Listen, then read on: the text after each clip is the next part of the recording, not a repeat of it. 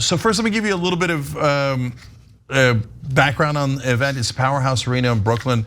I love them, and if I ever have another book, I'm definitely going to launch it there because so far, look, it's just somebody wrote in earlier today, and let me just, I'm always honest with you guys. I'm definitely a little bit bitter about this fact. Like none of the other bookstores asked for it. Like they Politics and Prose and Busboy and Poets, like these are supposed to be like great independent bookstores in DC, for example. Nope, don't want it, okay? They do politicians all day long, but progressives are outsiders and are no good, and so they don't want it. So what happened? 230 people showed up and bought books. More showed up and paid like $7 to get in because they already had books, right? So 200 to 300 people came, and the whole place was packed. They said it might be the biggest event they've ever had there.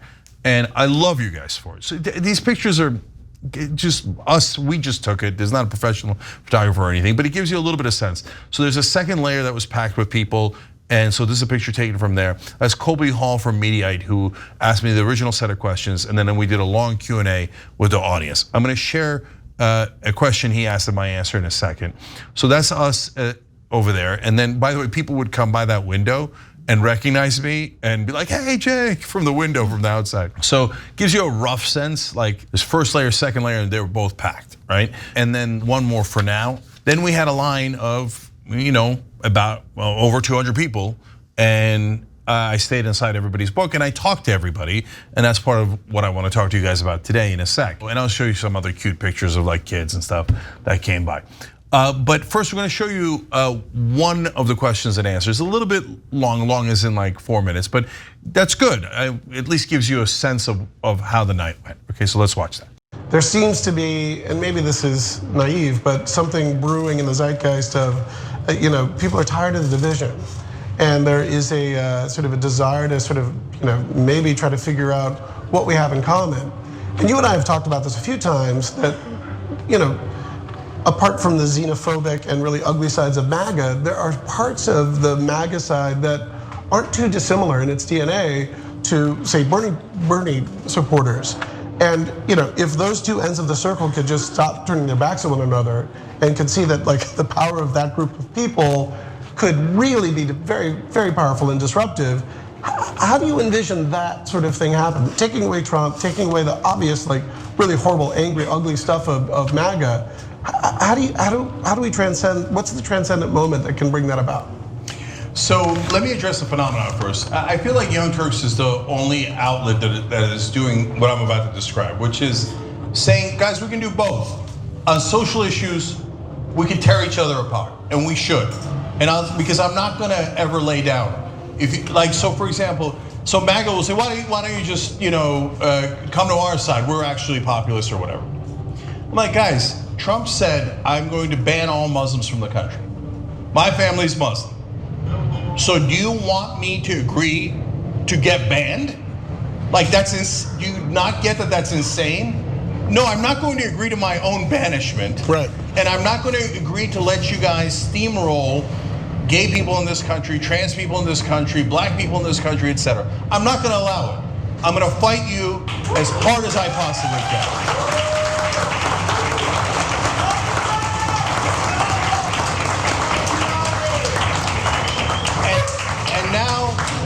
And now there's a cottage industry of fake left, the Tulsi Gabbards, Glenn Greenwalds, etc., that say, oh no, the right is great, the right is great. And the real problem is Democrats. I'm like, brothers, okay, your critique of the Democratic Party is fine, but how about the critique of the Republican Party? Like, we can't find one. Get out of here, get out of here. That's not authentic, that's insane, right? Now, at the same time, you could then say, yes, but how about paid family leave?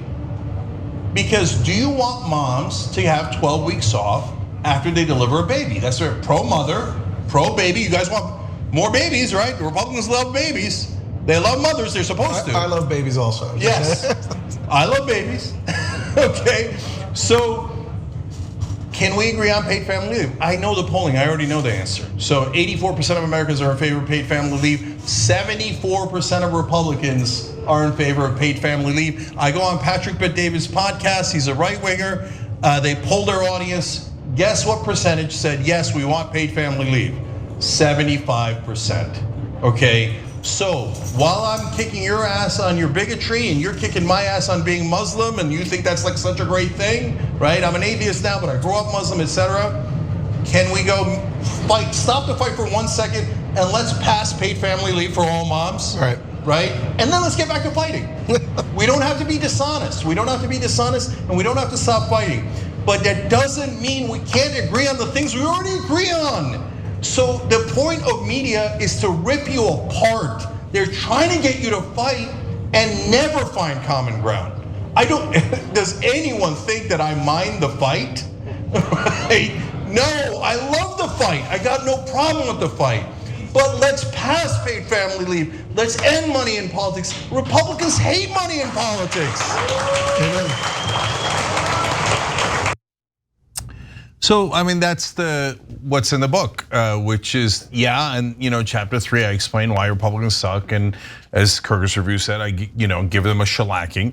But then I explain in the rest of the book also at the same time that yes, and you saw me today if you watched the show today. I mean, furious at Republicans, including Republican voters, and I talk about that in the book too. But at the end of the day, there are a ton of things we agree on, and that's never discussed in the media. And the right-wing media doesn't say it. Let's be honest, left-wing media doesn't say it. Mainstream media doesn't say it. We're just about the only show, and then in the book I say it. Yeah, there's a ton of stuff we agree on. Why don't we do the things we agree on? Because corporations don't want those things. The only people who disagree are the corporations. And so that's why that's why I keep mentioning chapter 4, because I'm so proud of explaining to folks how we lost the Democratic Party, how we lost democracy, and that we actually live under corporate rule. It's like if you just hear that sentence, you might think, oh, well, that sounds like an exaggeration or hyperbole or something.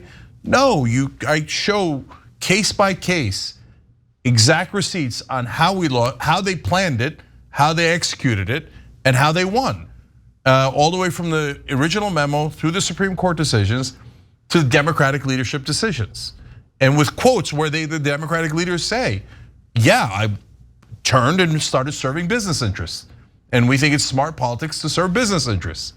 So, all right, let me pause there. Anna, any thoughts on that section? No, I don't have any thoughts. I mean, I do, but I don't. Okay, got you. That means you don't want to say it.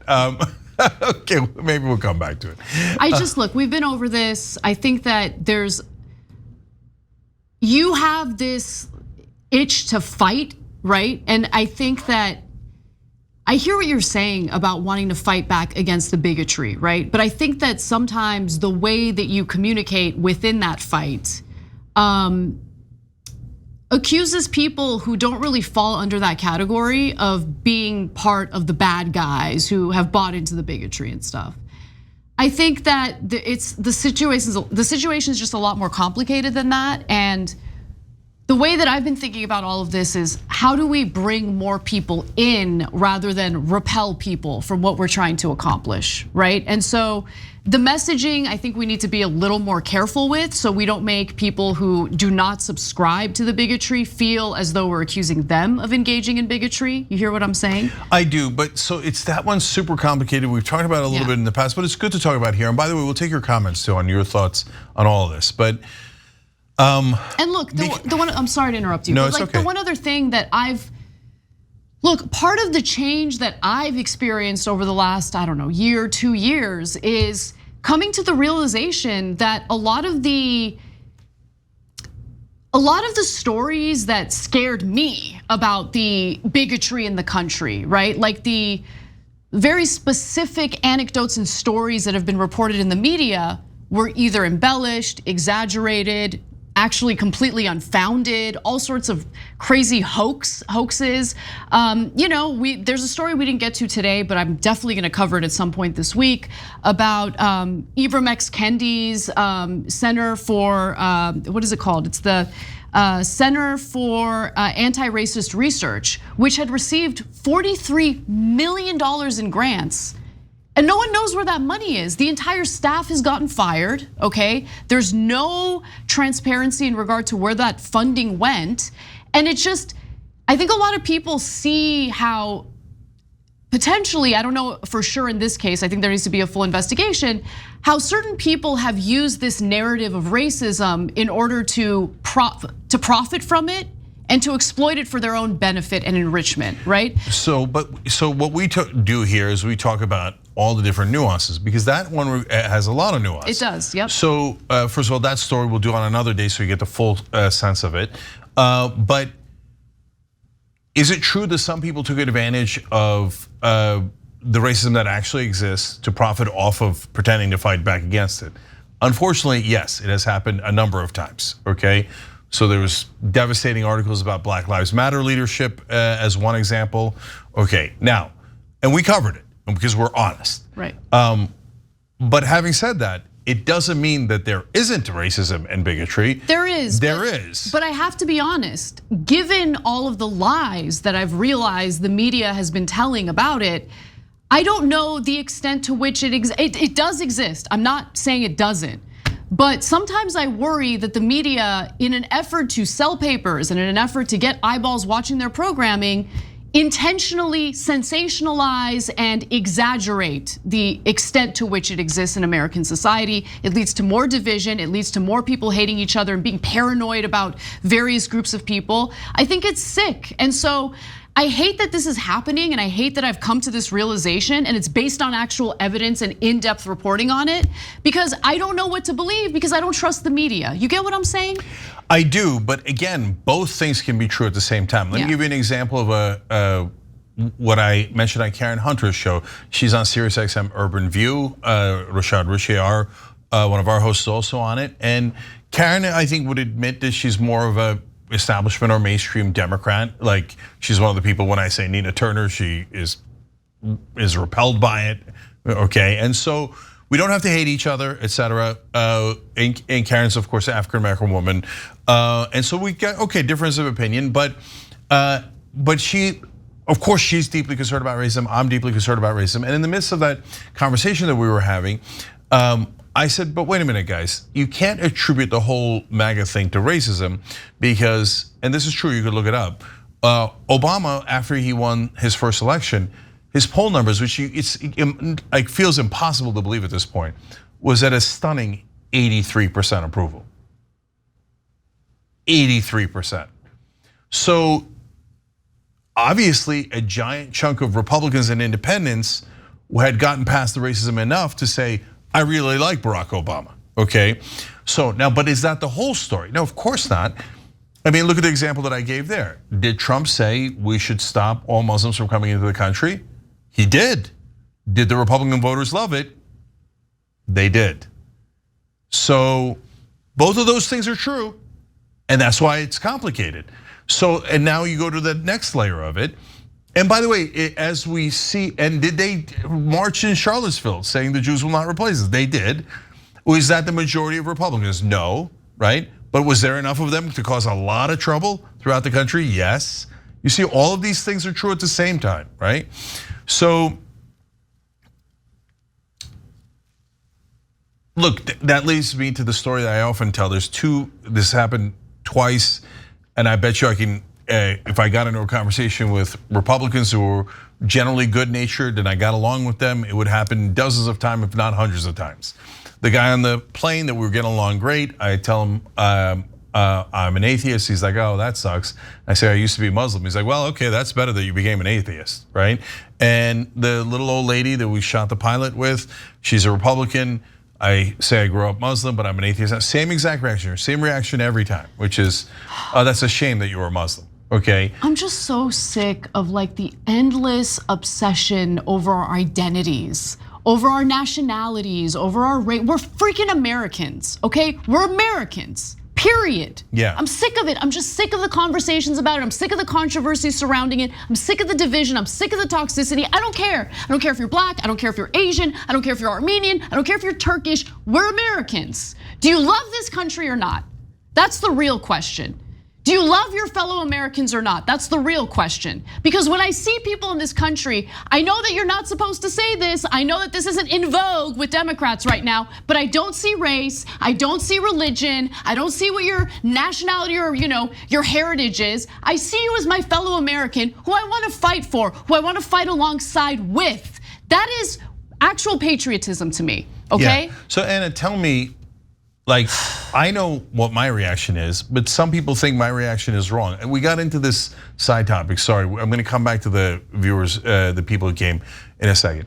But like I told a story the other day and I laughed about it, about the stories I just told you. And somebody said, you shouldn't laugh about it. That's really terrible, right? Yeah, it is terrible, but everybody has a different reaction to it and a different way to solve that problem, right?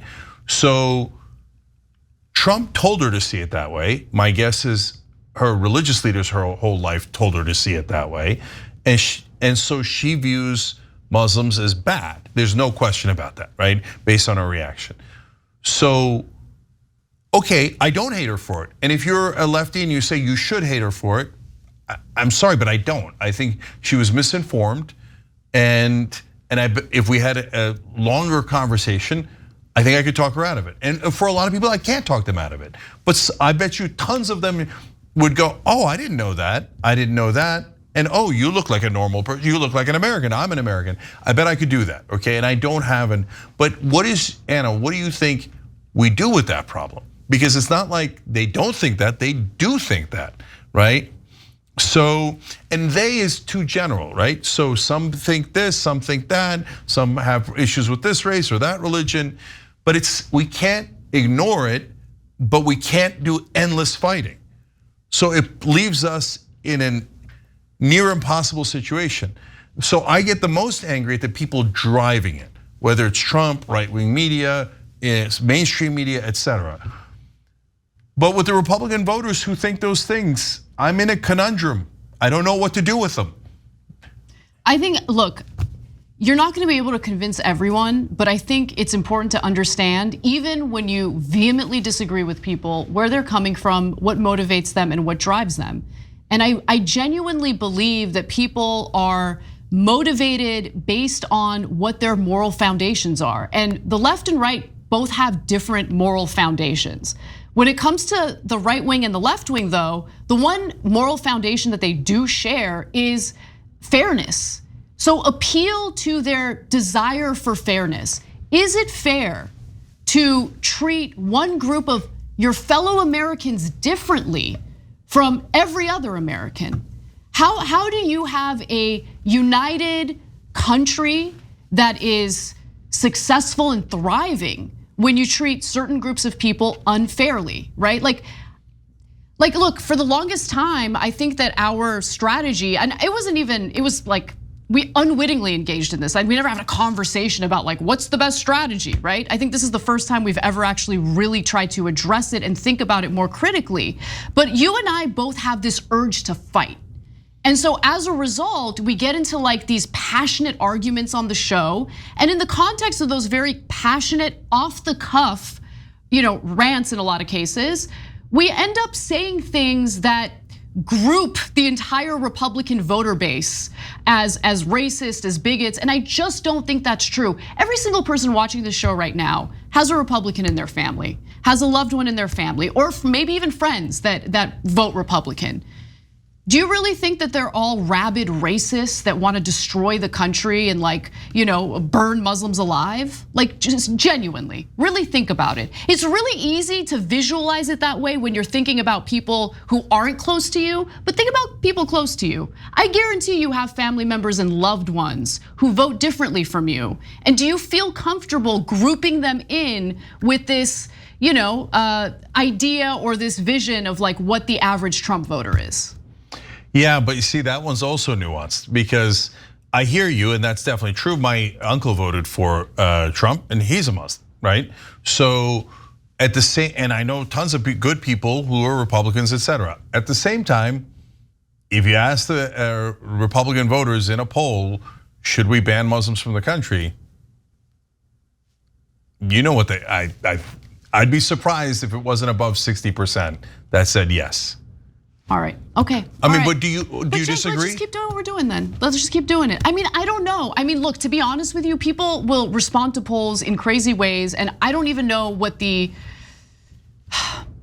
I think that there's probably around 30% of Republican voters who have totally bought into some of the most toxic garbage that Donald Trump unfortunately sells, okay, to them. But I don't think that they're indicative of the entirety of the Republican Party. And when we address Republican voters, I think it's wrong to lump them all together as being in favor of that stuff. Yeah, by the way though, yes, I agree. Having said that, they should every once in a while vote in the right direction. And I don't mean vote for Biden, vote for Hillary Clinton. I mean, like, if in a primary, when a guy says terrible things about different races and religions, maybe you vote for the guy who doesn't say that. I think that's a super fair ask. Now, having said all of this, when I go to do the book signings, one of the best parts of the night was several different people who came up and said, I was a Republican and you guys talked me out of it. I was a libertarian and you talked me out of it. I was, it started out as, one guy even said he was an Alex Jones fan. And the YouTube algorithm served him one of our videos. He's like, ha, let me get a load of these jackasses. And he started listening and watching and go, oh, wait a minute, that's weird. They're actually right?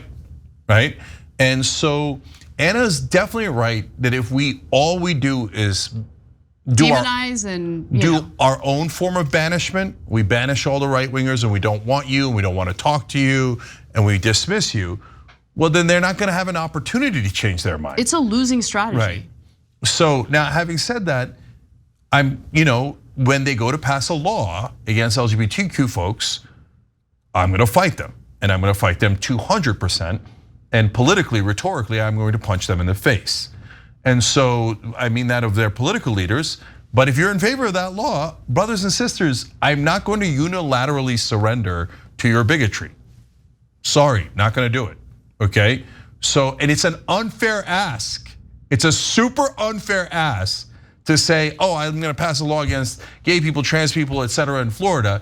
Now I want you to bow your heads and say yes. Well, no one here is asking for that, so let's be abundantly clear about it. No, I'm not saying you, I'm saying the Republicans who say, why don't you just agree with me, right? No, I'm not gonna agree with you. No, that's not a fair ask. So, all right. And so guys, though, one of the reasons we're doing this publicly and talking to you is because I want you to understand that in your own personal life, as much as we get frustrated and as much as we need you to fight back electorally and go canvass and do all these different things so that we win and the good guys win, et cetera. I also, in your personal lives, be open to people because it turns out, yes, you can convince people, but you've got to have receipts, you got to have facts, you got to be open to them, et cetera, right? You got to strike that balance. And as you see in this conversation, the balance is very difficult, okay? Yeah, it is difficult. And so, tons of people, look, the number one thing that people said that I want to emphasize here, I meant to talk about this more than anything else, although now we've got such a limited time, but is hope that we gave them hope. That do you guys watch us in your living rooms and this people say we gathered a family and we watch you while we're having dinner, or we watch you in the living room, the bedroom, wherever they watch, right? And we watch together. And there was here. Let me show you some more pictures because I want to show you some of the people that came, right? And every walk of life, every race, every religion, every ethnicity. You look at the crowd and it was America, right? And every gender identity. There's a gay couple who watches together, right? And then here, there's that kid asked me a great question, and the crowd loved that kid, okay? What did he ask you? He's 9 years old. He asked me, you say justice is coming, but tell me what justice means to you. Oh, that is a great question. How's that for a smart kid who's paying attention, et cetera? And then his brother also watches, and the whole family came, and so many different types of families. And I love that, I love that. So by the way, as we ask people on the left to be open enough to have conversations with the right, if you're a right winger out there, is it not fair to ask for you to be open-minded too? That maybe a family that doesn't look like yours or doesn't act like yours might also be Americans and might also be wonderful, decent people. Can you be open-minded enough to fit that thought in your head that it's possible, right? So, and then some folks come with, T-shirts from old campaigns, and so you keep going with the pictures. And so that's Steven Garcia right there, one of our oldest members. And now, Steven. You know what we did there? We took a picture with Steven when his daughter was a baby. Yes, I remember that. Yeah, yep. And then we recreated it at the book signing. Oh, yeah, that's right. One of our cameras in here, Edwin just pointed out, is Steven Garcia's camera. And another person who came said Anna's chair is his chair, right? And then David Maloney, member number 7, was there. Oh, wow. Okay, he signed up in November of 2005. Wow. That brother has carried us all this way. So they tell me that we give them hope. Are you kidding me? You give us hope. To stick with us that whole time, to believe in us. One guy was very sweet, said, hey, I left during one of the controversies, followed the other person, found out, oops, they were wrong. And I came back, and then he said, sorry, you don't have to say sorry, okay? But I appreciate you for being open-minded and for looking at the facts and then realizing, oh, yeah, it turns out they didn't have that person didn't have your best interest in mind. And look at how honest we are, guys. We're grappling with all the same issues you're grappling with, and we're trying to solve it, and we're to the best of our abilities, and we're trying to move forward and get you positive results. And so when we embarked on this mission 21 years ago, we didn't want to just do a regular news show. You can get news anywhere, right? We wanted to do something that created a community that gave you hope that there could be something better. There's nothing wrong with doing the news and then saying, but let's make it better. Let's make it better. Let's all work together to make it better. So soon, actually, I'm going to DC Thursday, Friday, partly because of this. When I come back next week, we're gonna launch something I'm calling Operation Hope, okay? Because we've got to have some hope in these dark times. And there's too much darkness. And the reality is that hope is self-perpetuating. When you have hope, all things are possible. If you don't have hope, then nothing is possible because you won't even try. But the minute you try, hope snowballs. And you try a little bit more, and then a couple more people join. And then you try it a little bit more, and more people join. Hope creates itself, right? And makes all things possible. So yes, and others criticize us for it. They say you should only do the news and you should be robotic and impartial, like we saw Wolf Blitzer on the Sean Fain clip. Like, all right, union leader, I don't care about the auto workers. I don't care about any of the issues. I will now ask you things in a robotic way. That's not what we do. But guys, at the same time, you cannot play around with the facts. You have to present the facts as they are, not as you wish them to be, okay? Facts come first always. So as Anna explained in the bonus episode last Tuesday, we got the 3 H's, okay? Honesty, hope, and then we're adding happiness because we're nuts and we think we can maybe even help you with that. Because why not? Let's give it a shot, right? Whatever we've learned, we want to share with you. We're doing that in some of the bonus episodes for the members. But tomorrow, next week, we're going to launch Operation Hope for everyone, okay? And we're going to try to do the best we can. But my main point for all those hundreds of people that came and that told me their stories, and some of which made me cry, some of which made them cry. You know what? I'll tell you one last one, and then I'll end. Somebody said that they kind of lost faith in humanity, and that they weren't going to have kids, and that we gave them enough hope in humanity that they had a child, and that child exists in the world today. And so he wanted to thank me on his behalf and on his kids' behalf, and that's a hell of a thing, brothers and sisters. And I'm not just saying it for every member out there. You did that. You carried us so that we could deliver that message. And so we're going to keep doing this together. And at the end, you don't get to the right results magically and perfectly. You don't come up with like some genius plan and you execute it and it's done. No, you get there through tons of errors and mistakes and failures. So, I've now gotten to the point, and I have to confess to you guys that when I ran for Congress, and then it was so hard, and I got so viciously attacked, and then I lost badly, and I was hurt, dog. Don't ask me if I was all right, okay? And I remember after that election, I was at probably one of my lowest points of my life. But now I look back at it as a badge of honor, because at least I tried. And I'm gonna keep on trying, and I'm gonna ask you to keep on trying with me. And we're gonna make a ton of mistakes, and we're gonna have a ton of failures, but that's how you get to the right result. You don't get there magically, and you don't get there perfectly. You get there through the mistakes and through the failures. So let's try together. We'll launch it next week. And I want to thank every person who came to that book reading. You got a book. If you ever see me, I'll sign it for you. And I love your stories, and I thank you for them from the bottom of my heart. Love you guys. Obviously, we'll see you guys. I'm going to be on the show tomorrow. Normally, I'm not on Wednesdays, but I am, because I'm going to fly to DC and be there on Thursday and Friday. And of course, if you want the book, tyt.com/justice. We appreciate everyone who enjoyed it. And so we love you guys, and we're gonna do the best we can.